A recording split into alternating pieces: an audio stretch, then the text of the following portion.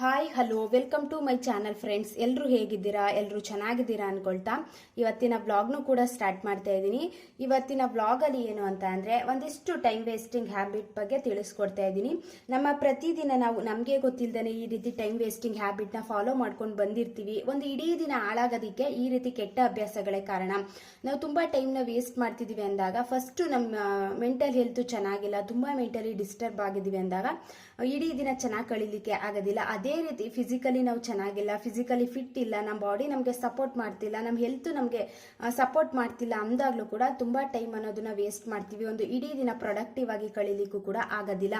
ಎರಡನ್ನೂ ಕೂಡ ಚೆನ್ನಾಗಿ ಬ್ಯಾಲೆನ್ಸ್ ಮಾಡಿಕೊಂಡು ಲೈಫ್ನ ಲೀಡ್ ಮಾಡಿದಾಗ ಎಲ್ಲೂ ಕೂಡ ಟೈಮ್ ವೇಸ್ಟ್ ಮಾಡೋದಿಲ್ಲ. ತುಂಬ ಚೆನ್ನಾಗಿ ಒಂದು ಇಡೀ ದಿನನ ಕಳೀಲಿಕ್ಕೂ ಕೂಡ ಹೆಲ್ಪ್ ಅಂತೂ ಆಗೇ ಆಗುತ್ತೆ. ಅದರಲ್ಲಿ ಫಸ್ಟ್ ಪಾಯಿಂಟು ನಾವು ಟೈಮ್ ವೇಸ್ಟಿಂಗ್ ಜಾಸ್ತಿ ಮಾಡೋದು ಅಂತ ಅಂದರೆ ಓವರ್ ಸ್ಲೀಪಿಂಗು, ಅತಿಯಾದ ನಿದ್ದೆ.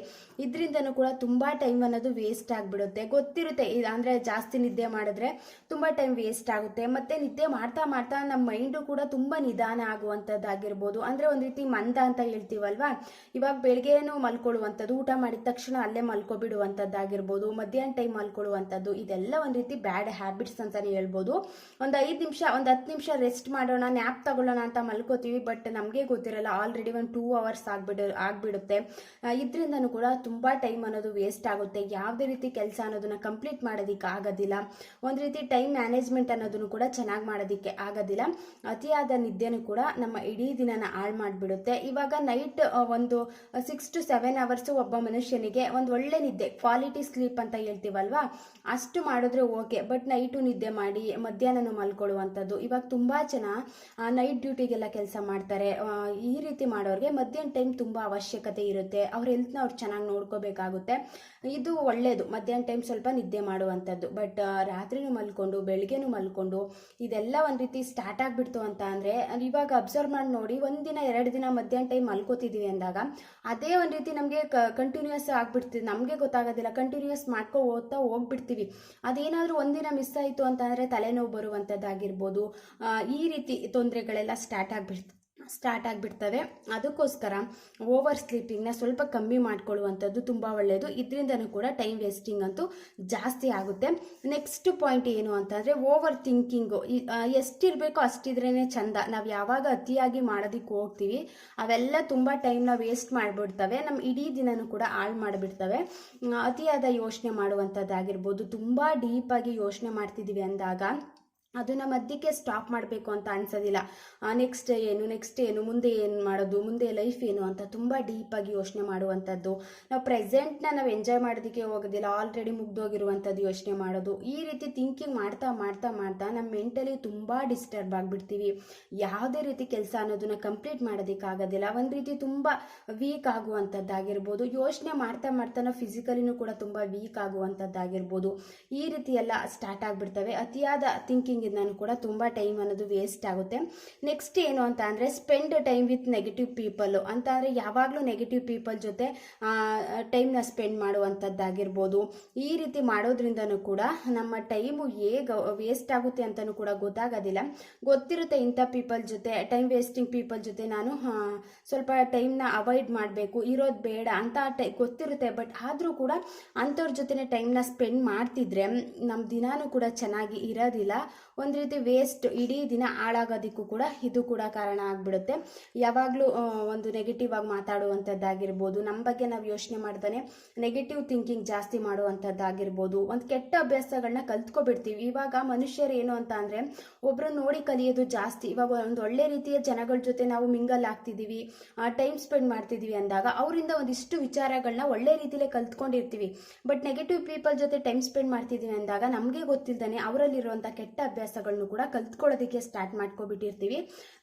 ನಾವು ಯಾವಾಗ ನೆಗೆಟಿವ್ ಪೀಪಲ್ ಜೊತೆ ಟೈಮ್ನ ಸ್ಪೆಂಡ್ ಮಾಡ್ತೀವಿ ಒಂದು ಇಡೀ ದಿನ ಪ್ರೊಡಕ್ಟಿವ್ ಆಗಿ ಕಳೆಯಲಿಕ್ಕೂ ಕೂಡ ಆಗೋದಿಲ್ಲ. ನೆಕ್ಸ್ಟ್ ಪಾಯಿಂಟ್ ಏನು ಅಂತ ಅಂದರೆ ನೆಗ್ಲಿಜೆನ್ಸಿ. ಯಾವಾಗಲೂ ನೆಗ್ಲಿಜೆನ್ಸಿ ಮಾಡಿಕೊಂಡು ಒಂದು ಸೀರಿಯಸ್ನೆಸ್ ಇಲ್ದೇ ಏನೋ ಒಂದು ಚಿಕ್ಕ ಪುಟ್ಟ ಅವಕಾಶಗಳು ಬಂದಿರುತ್ತೆ, ಏನೋ ಒಂದು ಒಳ್ಳೆ ರೀತಿಯ ಚಾನ್ಸ್ ಸಿಕ್ಕಿರುತ್ತೆ ಲೈಫ್ ಲೀಡ್ ಮಾಡೋದಕ್ಕೆ, ಅಂದರೂ ಕೂಡ ಅದನ್ನು ಕೂಡ ನೆಗ್ಲೆಕ್ಟ್ ಮಾಡ್ಕೊಂಡು ಒಂದು ರೀತಿ ಇಡೀ ದಿನನ ವೇಸ್ಟ್ ಮಾಡ್ಕೊಳ್ಳುವಂಥದ್ದು. ಇವಾಗ ತುಂಬ ಜನ ಅಬ್ಸರ್ವ್ ಮಾಡಿ ನೋಡಿ, ಅವ್ರು ಯಾವಾಗಲೂ ಕೂಡ ಸೀರಿಯಸ್ ಆಗಿ ತಗೊಳ್ಳೋದಿಲ್ಲ. ಆದ್ರಾಗಲಿ ಹೋದ್ರೋಗ್ಲಿ ಯಾರೋ ಮಾಡ್ಕೋತಾರೆ, ಏನೋ ಮಾಡ್ತಾರೆ, ನಾನು ಒಂದು ಖುಷಿಯಾಗಿ ಹೇಗೋ ಓಡಾಡ್ಕೊಂಡು ನನ್ನ ದಿನಾನ ಕಳೆದು ಬಿಡೋಣ ಅನ್ನೋ ರೀತಿ ಒಂದು ನೆಗ್ಲೆಕ್ಟ್ ಮಾಡಿಕೊಂಡೇ ಲೈಫ್ನ ಲೀಡ್ ಮಾಡ್ತಿರ್ತಾರೆ. ಇಂಥ ಕೆಟ್ಟ ಅಭ್ಯಾಸದಿಂದನೂ ಕೂಡ ತುಂಬ ಟೈಮ್ ಅನ್ನೋದು ವೇಸ್ಟ್ ಆಗಿಬಿಡುತ್ತೆ. ಅತಿಯಾದ ನೆಗ್ಲಿಜೆನ್ಸಿ ಆಗ್ತಾ ನಮಗೊಂದು ಒಳ್ಳೆ ರೀತಿಯ ಲೈಫ್ನ ಲೀಡ್ ಮಾಡೋದಕ್ಕೂ ಆಗೋದಿಲ್ಲ, ಸೀರಿಯಸ್ನೆಸ್ ಕೂಡ ಬರೋದಿಲ್ಲ, ಒಂದು ರೀತಿ ಇಡೀ ದಿನ ಹಾಳಾಗ್ಬಿಡುತ್ತೆ ಅಂತಲೇ ಹೇಳ್ಬೋದು. ನೆಕ್ಸ್ಟ್ ಪಾಯಿಂಟ್ ಏನು ಅಂತ ಅಂದರೆ ಜಡ್ಜ್ ಮೋರ್. ಯಾವಾಗಲೂ ಬೇರೆಯವ್ರನ್ನ ಜಡ್ಜ್ ಮಾಡ್ತಾನೆ ಇರುವಂಥದ್ದಾಗಿರ್ಬೋದು, ಬೇರೆಯವ್ರ ಬಗ್ಗೆ ಮಾತಾಡಿಕೊಂಡು ಟೈಮ್ನ ವೇಸ್ಟ್ ಮಾಡುವಂಥದ್ದಾಗಿರ್ಬೋದು, ಅವ್ರು ಆಗಂತೆ ಅವ್ರು ಈಗಂತೆ ಅಂತ ಒಂದು ರೀತಿ ಯೂಸ್ಲೆಸ್ ಟಾಕ್ ಅಂತ ಹೇಳ್ತೀವಲ್ವ, ಏನಕ್ಕೂ ಬೇಡ ಅದು ಅಂಥ ಮಾತುಗಳನ್ನ ಮಾತಾಡಿಕೊಂಡು ನಮ್ಮ ಎನರ್ಜಿನ ನಾವೇ ಡೌನ್ ಮಾಡ್ಕೊಳ್ಳುವಂಥದ್ದಾಗಿರ್ಬೋದು, ನಮ್ಮ ರೆಸ್ಪೆಕ್ಟ್ನ ನಾವೇ ಡೌನ್ ಮಾಡ್ಕೊಳ್ಳುವಂಥದ್ದಾಗಿರ್ಬೋದು. ಇವಾಗ ಅದರಿಂದ ಏನೂ ಉಪಯೋಗ ಇಲ್ಲ, ಬಟ್ ನಮ್ಮ ಎನರ್ಜಿ ಲಾಸ್ ಆಗ್ತಿದೆ ಅಂತ ಗೊತ್ತಿರುತ್ತೆ, ಏನೋ ಒಂದು ರೀತಿ ಖುಷಿ ಸಿಗುತ್ತೆ ಅಂದ್ಬಿಟ್ಟು ಯಾವಾಗಲೂ ಜಡ್ಜ್ ಮಾಡ್ಕೊಂಡೇ ಕೂತಿರೋದು ಇದೆಲ್ಲ ಅಷ್ಟು ಒಳ್ಳೇದಲ್ಲ. ನಾವು ಯಾವಾಗ ಬೇರೆಯವ್ರ ಬಗ್ಗೆ ಅತಿಯಾಗಿ ಮಾತಾಡಲಿಕ್ಕೆ ಸ್ಟಾರ್ಟ್ ಮಾಡ್ಕೋತೀವಿ, ಥಿಂಕಿಂಗ್ ಮಾಡಲಿಕ್ಕೆ ಸ್ಟಾರ್ಟ್ ಮಾಡ್ಕೋತೀವಿ, ನಮಗೆ ಗೊತ್ತಿಲ್ಲದೇನೆ ನಾವೇನು ಮಾಡಬೇಕು, ನನ್ನ ತಪ್ಪೇನು, ನಾನು ನೆಕ್ಸ್ಟ್ ಯಾವ ರೀತಿ ಲೈಫ್ನ ಲೀಡ್ ಮಾಡಬೇಕು ಅನ್ನೋದೇ ಗೊತ್ತಾಗೋದಿಲ್ಲ. ನಮ್ಮ ಲೈಫ್ನಲ್ಲಿ ನಾವೊಂದಿಷ್ಟು ತಪ್ಪುಗಳನ್ನ ನಾವು ಸರಿ ಮಾಡ್ಕೋಬೇಕು ಅಂತ ಅಂದರೆ ನಮ್ಮ ಬಗ್ಗೆ ನಾವು ಅತಿಯಾದ ಯೋಚನೆ ಮಾಡೋದು ಕೂಡ ತುಂಬ ಒಳ್ಳೆಯದು. ಇದರಿಂದನೂ ಕೂಡ ನಮ್ಮ ತಪ್ಪನ್ನ ನಾವು ಸರಿ ಮಾಡಿಕೊಂಡು ಲೈಫ್ನ ಲೀಡ್ ಮಾಡೋದಕ್ಕೂ ಕೂಡ ಹೆಲ್ಪ್ ಆಗುತ್ತೆ. ಯಾವುದೇ ರೀತಿ ಟೈಮ್ ವೇಸ್ಟಿಂಗ್ ಅಂತೂ ಆಗೋದಿಲ್ಲ. ತುಂಬ ಜಡ್ಜ್ ಮಾಡಿ ತುಂಬ ಟೈಮು ಕೂಡ ವೇಸ್ಟ್ ಆಗಿಬಿಡುತ್ತೆ. ನೆಕ್ಸ್ಟ್ ಪಾಯಿಂಟ್ ಏನು ಅಂತಂದರೆ ಫೋರ್ಸ್ಡ್ ರಿಲೇಷನ್ ಅಂತ ಅಂದರೆ ಇವಾಗ ಪ್ರತಿದಿನ ಯಾರನ್ನಾದ್ರೂ ಪ್ಲೀಸ್ ಅಂತ ಮಾತಾಡ್ಸೋದಕ್ಕೆ ಹೋಗುವಂಥದ್ದಾಗಿರ್ಬೋದು, ಅವರು ನಮ್ಮ ಜೊತೆ ಮಾತಾಡೋದಕ್ಕೆ ಇಷ್ಟ ಇಲ್ಲ ಅಂತ ಅಂದರೂ ಕೂಡ ಪದೇ ಅವ್ರನ್ನ ಮಾತಾಡಿಸುವಂಥದ್ದಾಗಿರ್ಬೋದು, ಒಂದು ರೀತಿ ಫೋರ್ಸಲ್ಲಿ ಫ್ರೆಂಡ್ಶಿಪ್ ಮಾಡಲಿಕ್ಕೆ ಹೋಗುವಂಥದ್ದು. ಈ ರೀತಿ ಮಾಡಿದಾಗ ಹೇಗಾಗ್ಬಿಡುತ್ತೆ ಅಂತ ಅಂದರೆ ಅವ್ರಿಗೇನು ಇಷ್ಟ ಆಗುತ್ತೋ ಅದನ್ನು ಮಾಡಲಿಕ್ಕೆ ಸ್ಟಾರ್ಟ್ ಮಾಡ್ಕೊಬಿಡ್ತೀವಿ, ನಮಗೆ ಗೊತ್ತಾಗೋದಿಲ್ಲ. ಅವ್ರಿಗೆ ಏನು ಇಷ್ಟ, ಅವ್ರಿಗೆ ಯಾವ ರೀತಿ ಇರಬೇಕು, ನಾನು ಯಾವ ರೀತಿ ಚೇಂಜ್ ಆಗಬೇಕು ಅದನ್ನು ಮಾತ್ರ ಕಾನ್ಸಂಟ್ರೇಷನ್ ಮಾಡ್ತೀವಿ, ಬಟ್ ನಮ್ಮ ಲೈಫ್ ಬಗ್ಗೆ ನಾವು ಯೋಚನೆ ಮಾಡೋದಿಲ್ಲ. ಮತ್ತು ಪದೇ ಬೇರೆಯವ್ರನ್ನ ಪ್ಲೀಸ್ ಅಂತ ರಿಕ್ವೆಸ್ಟ್ ಮಾಡ್ಕೊಡುವಂಥದ್ದು ಆಗಿರ್ಬೋದು. ಇದರಿಂದ ತುಂಬ ಟೈಮು ಕೂಡ ವೇಸ್ಟ್ ಆಗಿಬಿಡುತ್ತೆ. ಫ್ರೆಂಡ್ಶಿಪ್ ಅನ್ನೋದು ಇಬ್ಬರು ಕಡೆಯಿಂದನೂ ಕೂಡ ಇದ್ರೆ ಚಂದ ಅಲ್ವಾ. ಇವಾಗ ಇಡೀ ದಿನ ಹಾಳಾಗೋದಕ್ಕೂ ಕೂಡ ಇದು ಕೂಡ ಕಾರಣ ಆಗಿಬಿಡುತ್ತೆ. ಒಂದೊಂದ್ಸಲ ಯಾವುದೇ ರೀತಿ ಫೋರ್ಸಿಂದ ರಿಲೇಷನ್ಶಿಪ್ನ ಬಿಲ್ಡ್ ಮಾಡ್ಕೊಳ್ಳೋದಕ್ಕೆ ಹೋಗಬಾರ್ದು. ಅದು ಕಂಟಿನ್ಯೂಸ್ ಆಗಿ ಇರೋದು ಇಲ್ಲ, ಅರ್ಧಕ್ಕೆ ಬ್ರೇಕ್ ಆಗುವಂಥ ಸಿಚುಯೇಷನ್ ತುಂಬ ಸಲ ಆಗಿಬಿಡುತ್ತೆ. ಫೋರ್ಸ್ ಆಗಿ ಅತಿಯಾದ ಒಂದು ಫ್ರೆಂಡ್ಶಿಪ್ ಅಷ್ಟು ಒಳ್ಳೇದಲ್ಲ. ನೆಕ್ಸ್ಟ್ ಪಾಯಿಂಟ್ ಏನು ಅಂತ ಅಂದರೆ ಸೇಯಿಂಗ್ ಎಸ್ ಟು ಎವ್ರಿಥಿಂಗ್, ಎಲ್ಲದಕ್ಕೂ ಕೂಡ ನಾನು ಮಾಡ್ತೀನಿ ಅಂತ ಮುಂದೆ ಹೋಗುವಂಥದ್ದಾಗಿರ್ಬೋದು. ಇವಾಗ ನಮ್ಮನೆ ಕೆಲಸ ತುಂಬ ಇರುತ್ತೆ, ಬಟ್ ಅದ್ರ ಬಗ್ಗೆ ನಾವು ಯೋಚನೆ ಮಾಡೋದಿಲ್ಲ. ಮತ್ತು ಬೇರೆಯವ್ರ ಬಗ್ಗೆ ಬೇರೆಯವ್ರು ಏನು ಕೆಲಸ ಮಾಡಿಕೊಡ್ಬೇಕು ಅದ್ರ ಬಗ್ಗೆ ಅತಿಯಾಗಿ ಕೆಲಸ ಮಾಡುವಂಥದ್ದಾಗಿರ್ಬೋದು. ಹೇಳ್ತಿರ್ತಾರೆ ಅಲ್ವಾ, ಫಸ್ಟ್ ನಮ್ಮನೆ ಕೆಲಸ ಕಂಪ್ಲೀಟ್ ಮಾಡು, ನೆಕ್ಸ್ಟ್ ಬೇರೆಯವ್ರಿಗೆ ಏನು ಬೇಕೋ ಅದನ್ನು ಮಾಡಿಕೊಡು ಅಂತ ಹೇಳ್ತಿರ್ತಾರೆ. ಬಟ್ ಆದರೂ ಕೂಡ ಎಲ್ಲದಕ್ಕೂ ಎಸ್ ಅಂತ ಅನ್ಕೊಂಡು ನಮ್ಮ ಕೆಲಸನ ಬಿಟ್ಟು ಮಾಡುವಂಥದ್ದಾಗಿರ್ಬೋದು. ಈ ರೀತಿ ಕೆಲಸ ಮಾಡೋದ್ರಿಂದ ಒಂದು ರೀತಿ ಕೆಟ್ಟ ಅಭ್ಯಾಸ ಅಂತಲೇ ಹೇಳ್ಬೋದು ಇದು. ಇದರಿಂದನೂ ಕೂಡ ತುಂಬ ಟೈಮ್ ಅನ್ನೋದು ವೇಸ್ಟ್ ಆಗಿಬಿಡುತ್ತೆ. ನಮಗೇನು ಬೇಕೋ ಅದನ್ನು ನಾವು ಮಾಡ್ಕೊಳ್ಳೋದೇ ಇಲ್ಲ, ಬಟ್ ಬೇರೆಯವ್ರಿಗೆ ಏನು ಬೇಕೋ ಅದ್ರ ಬಗ್ಗೆ ಜಾಸ್ತಿ ಥಿಂಕಿಂಗ್ ಮಾಡಲಿಕ್ಕೆ ಸ್ಟಾರ್ಟ್ ಮಾಡ್ಕೋತೀವಿ. ನಮ್ಮ ಕೈಲಿ ಎಷ್ಟಾಗುತ್ತೋ ಅಷ್ಟನ್ನು ಮಾತ್ರ ಎಸ್ ಅನ್ಬೇಕು, ಆಗ್ತಿಲ್ಲ ಅಂದರೂ ಕೂಡ ಎಸ್ ಅಂದು ಬೇರೆಯವ್ರು ಬೇಜಾರಾಗುತ್ತೆ ಅಂತ ಮಾಡಿಕೊಡುವಂಥದ್ದು ಕೆಲಸಗಳನ್ನ. ಈ ರೀತಿ ಮಾಡೋದ್ರಿಂದ ಒಂದು ಇಡೀ ದಿನ ನಾವು ಪ್ರೊಡಕ್ಟಿವ್ ಆಗಿ ಕಳೆಯೋದಕ್ಕಾಗೋದಿಲ್ಲ, ತುಂಬ ಟೈಮ್ ಅನ್ನೋದು ಕೂಡ ವೇಸ್ಟ್ ಆಗಿಬಿಡುತ್ತೆ. ಈ ರೀತಿ ಕೆಟ್ಟ ಅಭ್ಯಾಸದಿಂದನೂ ಕೂಡ ಟೈಮ್ ವೇಸ್ಟಿಂಗ್ ಹ್ಯಾಬಿಟ್ ಜಾಸ್ತಿ ಆಗುತ್ತೆ ಅಂತಲೇ ಹೇಳ್ಬೋದು. ನೆಕ್ಸ್ಟ್ ಏನು ಅಂತ ಅಂದರೆ ಓವರ್ ಪರ್ಫೆಕ್ಷನ್. ತುಂಬ ಜನಕ್ಕೆ OC ಪ್ರಾಬ್ಲಮ್ ಇರುತ್ತೆ, ಅಂದರೆ ಓವರ್ ಕ್ಲೀನಿಂಗ್ ಪ್ರಾಬ್ಲಮ್ಮು. ಇದರಿಂದನೂ ಕೂಡ ತುಂಬ ಟೈಮು ವೇಸ್ಟ್ ಆಗಿಬಿಡುತ್ತೆ. ಯಾವಾಗಲೂ ಪರ್ಫೆಕ್ಷನ್ನಾಗೇ ಇರಬೇಕು, ಪರ್ಫೆಕ್ಷನ್ನಾಗಿ ಇದ್ದರೆ ಮಾತ್ರ ಚೆನ್ನಾಗಿರುತ್ತೆ ಅಂತ ಪುನಃ ಮಾಡಲಿಕ್ಕೆ ಹೋಗೋದು, ರಿಪೀಟಿಂಗ್ ಸೇಮ್ ಮಿಸ್ಟೇಕ್ ಮಾಡಿರುವಂಥ ತಪ್ಪುಗಳನ್ನೇ ತುಂಬ ಸಲ ಮಾಡುವಂಥದ್ದಾಗಿರ್ಬೋದು. ಈ ರೀತಿ ಎಲ್ಲ ಪರ್ಫೆಕ್ಷನ್ ಅಂತ ನಾವು ಜಾಸ್ತಿ ಅದರ ಕಡೆನೇ ಒಂದು ರೀತಿ ಯೋಚನೆ ಮಾಡಲಿಕ್ಕೆ ಸ್ಟಾರ್ಟ್ ಮಾಡಿಕೊಂಡ್ರೆ ಒಂದು ರೀತಿ ಡಿಸೀಸ್ ಅಂತಲೇ ಹೇಳ್ಬೋದು. ಪದೇ ಕ್ಲೀನ್ ಮಾಡುವಂಥದ್ದಾಗಿರ್ಬೋದು, ನೀಟಾಗಿರಲಿ ಅಂತ ಪದೇ ಮಾಡುವಂಥದ್ದಾಗಿರ್ಬೋದು. ಈ ರೀತಿ ಎಲ್ಲ ಮಾಡ್ತಾ ಟೈಮ್ ವೇಸ್ಟಿಂಗ್ ಅನ್ನೋದು ಕೂಡ ಜಾಸ್ತಿ ಆಗಿಬಿಡುತ್ತೆ. ನಮ್ಮ ಎನರ್ಜಿ ಲೆವೆಲು ಕೂಡ ಕಮ್ಮಿ ಆಗುತ್ತೆ. ಒಂದು ಇಡೀ ದಿನ ಕಳೆಯಲಿಕ್ಕೂ ಕೂಡ ಚೆನ್ನಾಗಿ ಕಳೆಯಲಿಕ್ಕೂ ಕೂಡ ಆಗೋದಿಲ್ಲ. ಎಷ್ಟಿರಬೇಕು ಅಷ್ಟೇ ಇದ್ರೆ ಚಂದ. ನಾವು ಯಾವಾಗ ಅತಿಯಾಗಿ ಓವರ್ ಮಾಡ್ಕೋತೀವಿ ಅವೆಲ್ಲ ಕೆಟ್ಟ ಅಭ್ಯಾಸಗಳಾಗಿ ಕನ್ವರ್ಟ್ ಆಗಿಬಿಟ್ಟು ನಮ್ಮ ಟೈಮ್ನ ವೇಸ್ಟ್ ಮಾಡೋದಕ್ಕೂ ಕೂಡ ಸಾಧ್ಯ ಆಗಿಬಿಡುತ್ತೆ. ನೆಕ್ಸ್ಟ್ ಪಾಯಿಂಟ್ ಏನು ಅಂತ ಅಂದರೆ ಸೋಷಿಯಲ್ ಮೀಡಿಯಾ. ಇದೆಲ್ರಿಗೂ ಗೊತ್ತಿರುತ್ತೆ, ಇದರಿಂದನೂ ಕೂಡ ತುಂಬ ಟೈಮ್ ಅನ್ನೋದು ವೇಸ್ಟ್ ಇರುತ್ತೆ. ಇವಾಗ ಸೋಷಿಯಲ್ ಮೀಡಿಯಾ ಯೂಸ್ ಮಾಡೋರು ತುಂಬ ಜನ ಎಲ್ಲರೂ ಯೂಸ್ ಮಾಡ್ತಾರೆ. ಬಟ್ ಎಷ್ಟಿರಬೇಕು ಅಷ್ಟೇ ಇರಬೇಕು.